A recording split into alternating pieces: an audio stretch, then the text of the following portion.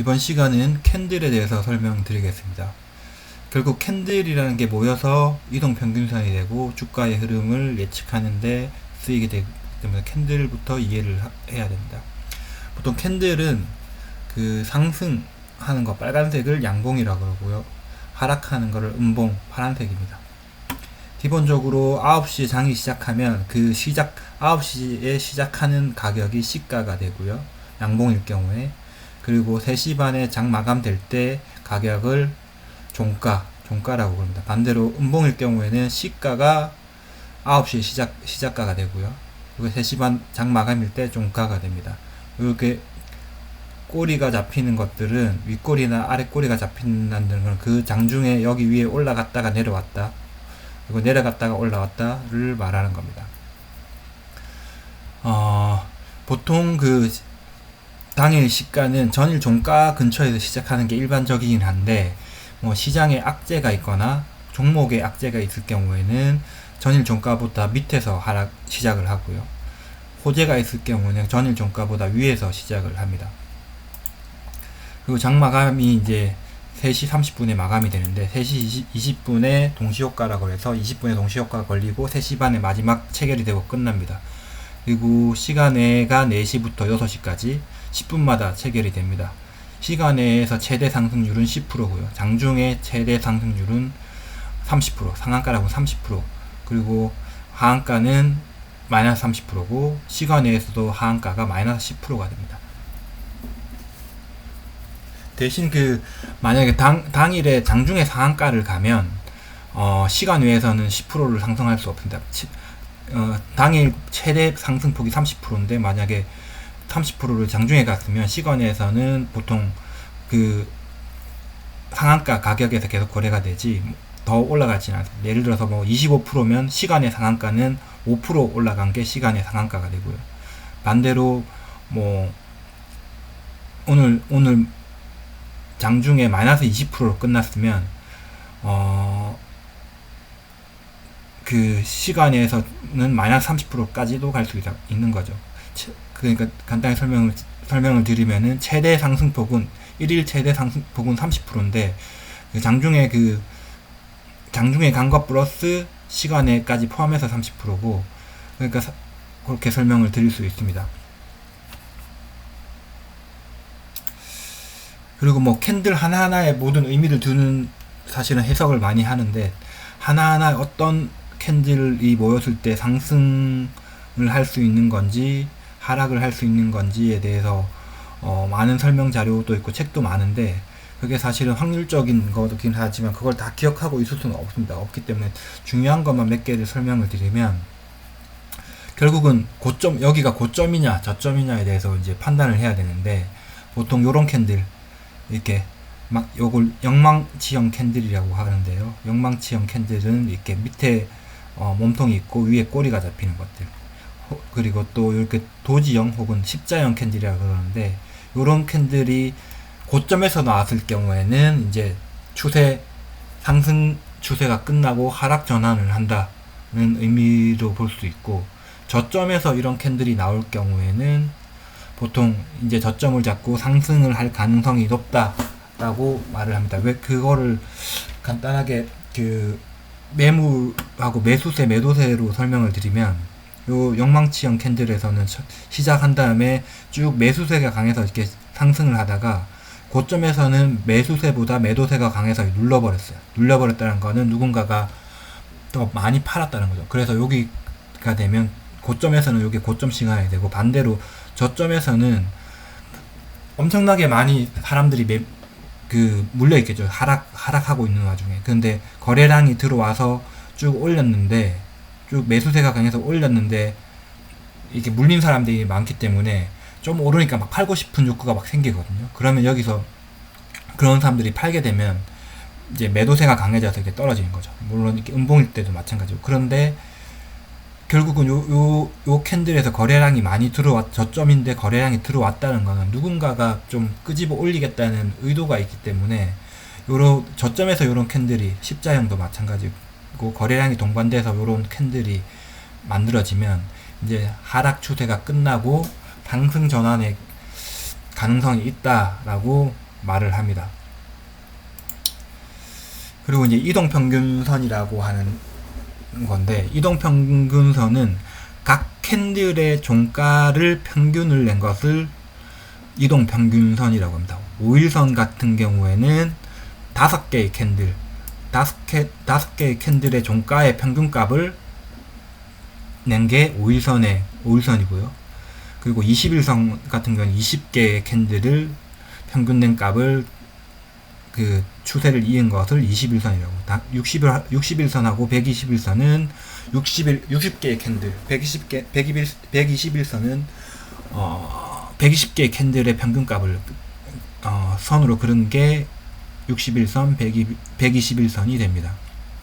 이게 보통 뭐 3일선도 만들 수 있고 11선도 만들 수 있고 241선도 만들 수 있는데 5, 20, 60, 120이 의미가 있는 게 5일선은 일주일이 되고요. 21선은 2주일. 2주일이 아니라 한 달이네요.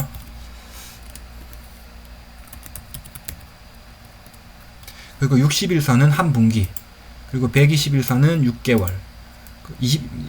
당연히 241선은 1년이 되겠죠.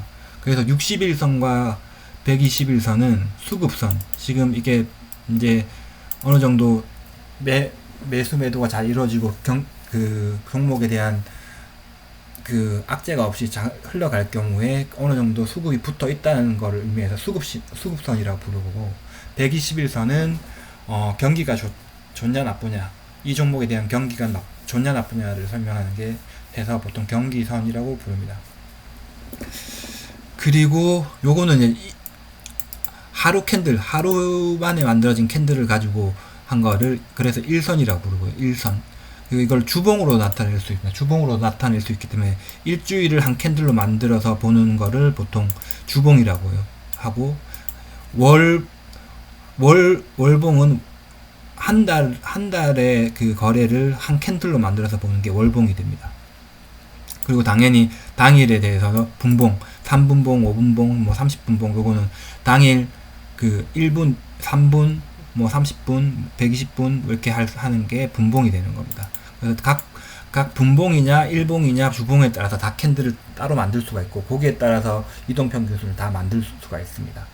그리고 그 다음 게 보통 뭐 정배열, 역배열이라고 그러는데, 정배열 같은 경우에는 이런 5일선, 21선, 요게 단기 이동 평균선이라고 그러고, 요거 60일, 120일, 241선을 장기 이동 평균선이라고 그러는데, 장기 이동 평균선보다 단기 이동 평균선이 위에 있을 경우에 정배열이라고 합니다. 정배열이라 하면은 추세가 상승하고 있는 형태를 정배열이라고 그러고, 반대로 이제 단기 이평선이 장기 이평선 밑에 있을 때 역배열이라고 합니다. 그러니까 추세에 대해서 하락을 하고 있는 걸 말을 하죠. 그리고 단기 이동 평균선이 장기 이동 평균선을 돌파할 때 많이 들어봤어요. 골든 크로스. 그러니까 뭔가 이슈가 있어서 그 장기 이동 평균선 밑에 있던 주가가 거래량이 들어오면서 장기 이동 평균선을 돌파할 때, 그럴 때 골든 크로스. 반대로 단기 이동 평균선이 장기 이동 평균선을 하락 돌파할 때는 데드 크로스. 이게 뭔가 이슈가 있어서 하락 전환했다는 거를 의미하는 거고요. 데드 크로스라고 부릅니다.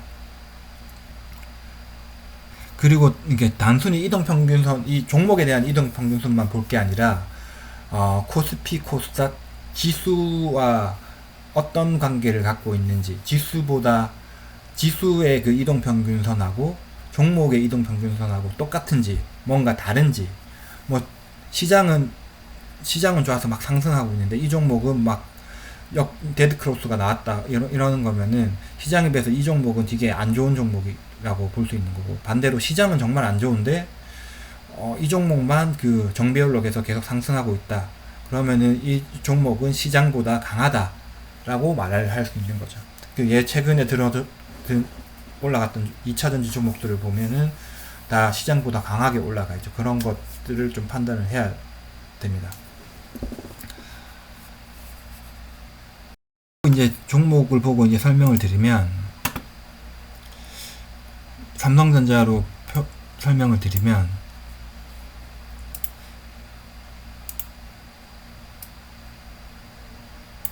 오, 이게 일봉인데요. 일봉 차트인데 여기 이게 5일선이거든요. 그러면 종가가 여기죠. 그 음봉일 경우 종가가 여기죠. 여기고 양봉일 땐 여기고 여기도 세 번 음봉이 나왔죠. 음봉이 나왔는데 요 평균값을 여기 찍으면은 요게 5일선이 됩니다. 당연히 요렇게 5개를 찍으면 요 포인트가 되고요. 그리고 요렇게 찍으면은 여기 가려져 있지만 여기 포인트가 되고요. 예를 들어서 20일 같은 경우에는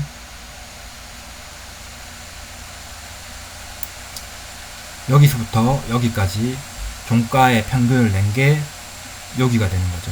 20일 같은 경우에는. 그리고 뭐 예를 들어서 이런 점을 5일선이 21선을 돌파하는 그리고 121선도 돌파하고 61선도 돌파했으니까 여기가 골든 크로스, 여기 골든 크로스가 일어나서 상승하는, 반대로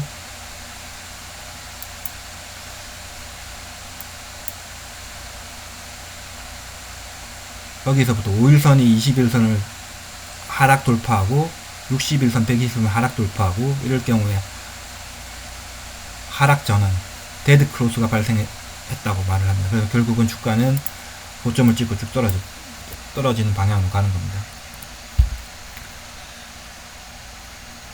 그리고 삼성전자 차트가 있으니까 간단하게 또 전체 추세에 대해서 설명을 드리면, 요건 월봉입니다.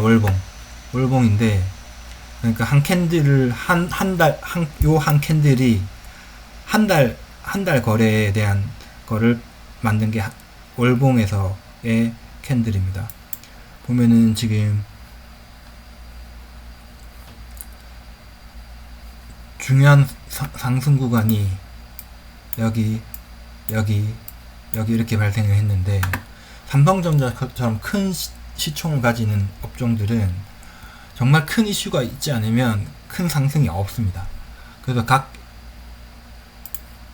이때 무슨 일이 일어났는지 좀 보면은, 여기서 아마 갤럭시 스마트폰이 나와서 이렇게 쭉 상승을 한 겁니다. 하고, 그리고 몇 년을 횡보했냐면은 대략 4, 5년 정도를 그냥 이 주가에서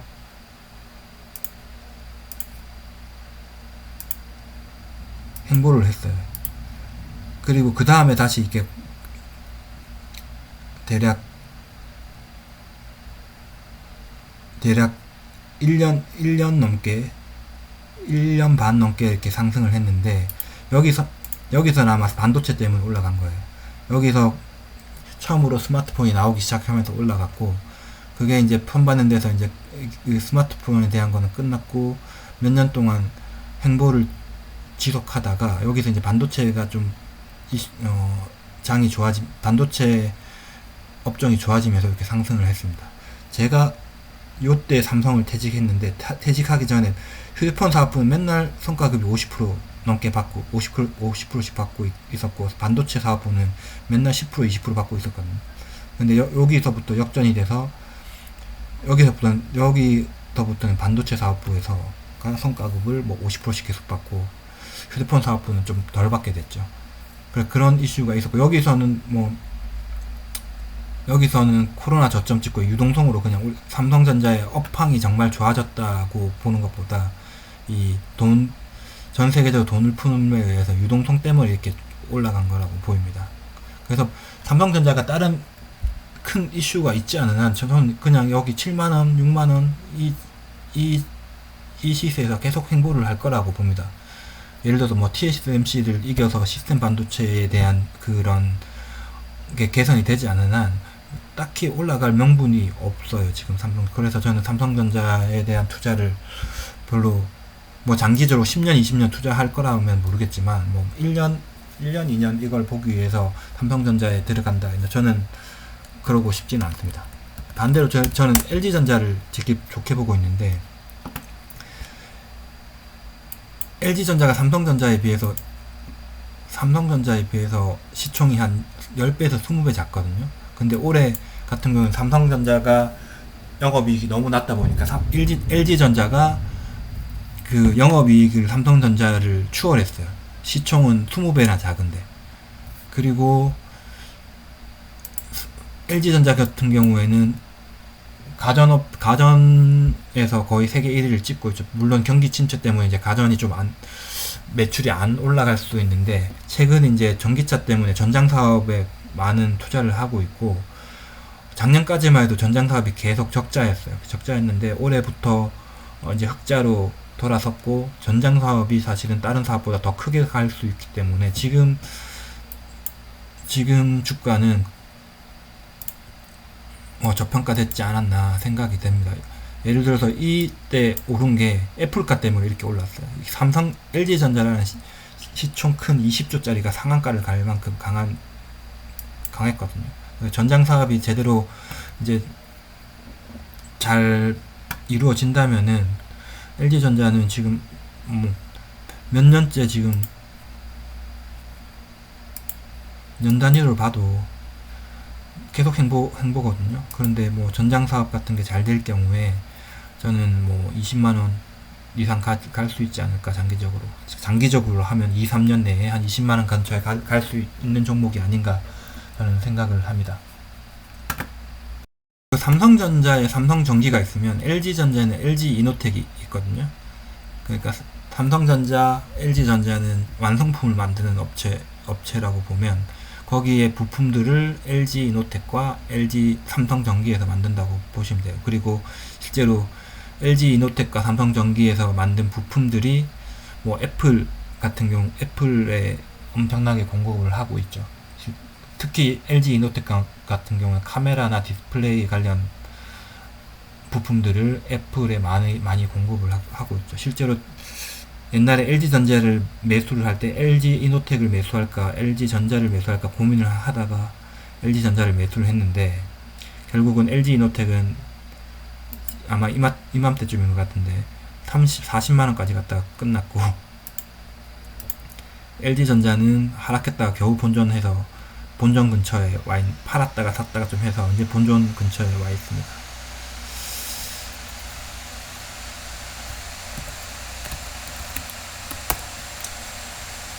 그리고 네이버를 제가 좀 장기적으로 좀 좋게 보고 있는데, 카카오는 제가 볼 때는 너무 분사도 많이 하고 해서 메리트가 떨어지고, 네이버는 지금 하락 추세를 끝내고 이제 행보 구간에 들어왔거든요. 근데 뭐 워낙 가격이 저점 많이 떨어져 봐야 15만원 언저리기 때문에 여기서 충분히 뭐 떨어지면 더 사도 되는, 뭐 전체 시장이 엄청나게 안 좋아지지 않는 한 떨어지면 더 사도 되는 구간이라 생각해서 좀 장기적으로 들고 가려고 했습니다.